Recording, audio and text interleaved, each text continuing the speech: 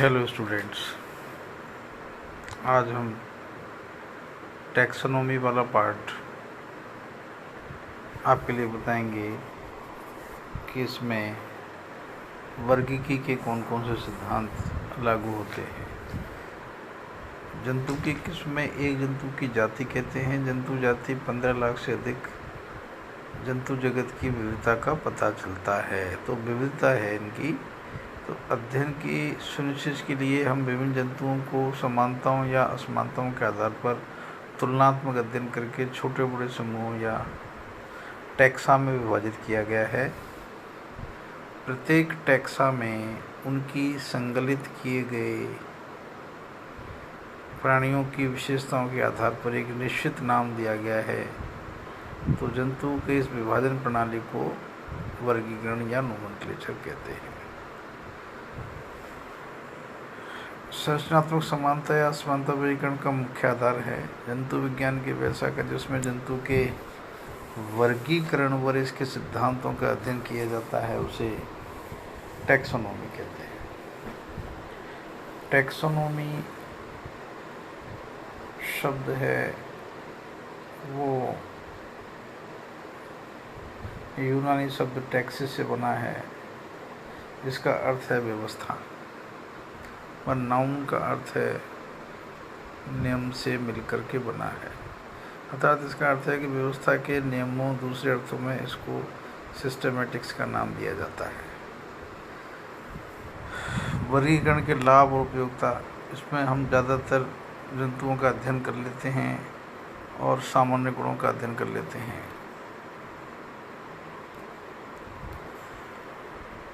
और विभिन्न वर्गों का अध्ययन करके उन्हें जटिलता के आधार पर विकास के क्रम में रखना आसान है।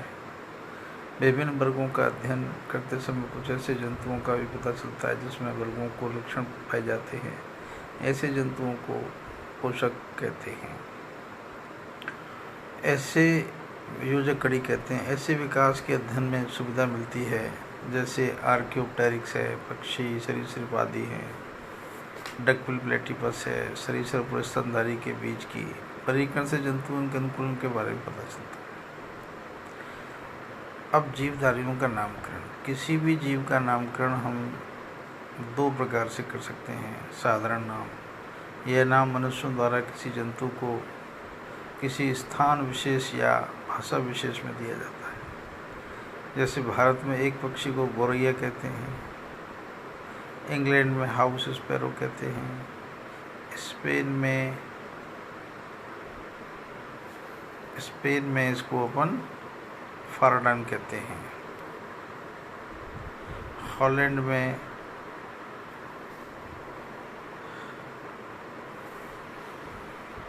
मच कहा जाता है। साधारण नाम मनुष्य द्वारा बहुत प्राचीन समय से प्रयोग में लाए जाते रहे हैं। कभी कभी जब कोई नया जंतु किसी क्षेत्र में जाता है तो उसी क्षेत्र अथवा भाषा के अनुसार एक नया नाम दे दिया जाता है जो उसकी विशेषता बढ़ा देता है। साधारण नाम कुछ लाभ और अधिकतर कठिनाइयाँ होती हैं, जैसे सभी जंतु सभी जगह नहीं पाए जाते हैं। साधारण नाम की कोई उपयोगिता नहीं होती, बल्कि उनमें बहुत सारी भ्रांतियाँ हो जाती हैं। जैसे भारत व अफ्रीका दोनों में एक गिद्ध जाति को वाइट बैग्ड बल्चर कहा जाता है, परंतु दोनों जातियाँ भिन्न हैं। कुछ साधारण नाम के तात्पर्य गलत होते हैं, जैसे सिल्वर फिश है, जेली फिश है, स्टार फिश है, कटल फिश है आदि। सभी जंतु विभिन्न संघों के हैं और इसमें और मछलियों में कोई समानता नहीं पाई जाती। गलत रूप से प्रमुख साधारण नाम का संशोधन समान नहीं है। साधारण नाम का उपयोग एक छोटे से स्थान तक सीमित है जो दूसरे स्थान या देश में नहीं जाना जाता है। वैज्ञानिक नाम सर्वप्रथम कैरोलस लिनियस नाम दिया गया था। इस वैज्ञानिक का वास्तविक नाम कार्ल वॉन लिने था, परंतु इस पद्धति में उन्होंने अपना नाम बदल करके कैरोलस लिनियस रख लिया। मुख्यतः किसी जंतु के वैज्ञानिक नाम की 3 पद्धतियाँ होती हैं। एक नाम पद्धति, वर्गीकरण में एक शब्द का नाम रखना एक नाम पद्धति कहलाता है और इस पद्धति का प्रयोग टैक्सा या कुसुमों के नाम लिखने में किया जाता है। द्विनाम पद्धति, किसी भी वैज्ञानिक नाम को लिखने के लिए लिनियस द्वारा अपनाई गई पद्धति द्विनाम पद्धति कहलाती है। लिनियस ने अपनी पुस्तक सिस्टेमा नेचुरी में जीवधारियों का नामकरण इस पद्धति के द्वारा किया गया। इसके अंतर्गत लिनियस ने दोहरा नाम दिया। इस नाम का पहला भाग वंश जीनस कहलाता है और दूसरी जाति स्पीसीज कहलाती है। जैसे शेर का नाम पैंथेरा लियो है, जिसमें पैंथेरा वंश और लियो जाति घरेलू मुखी मस्का डोमेस्का। वंश का नाम सदैव संज्ञा होता है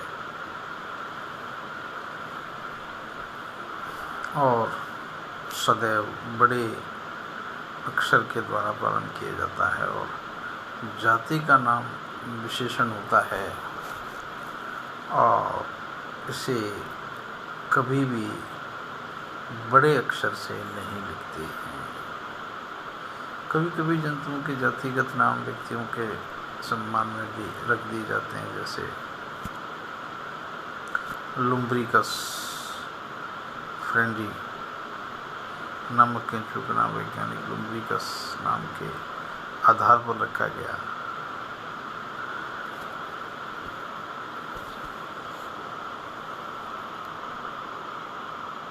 फ्रेंडी इसी प्रकार कई बार जाति के नाम के पश्चात प्रथम वर्णन करता वैज्ञानिक का नाम और उसके वंशों के प्रकाशन के साथ लिखा जाता है। जैसे होमो सेपियन लिनियस 1788।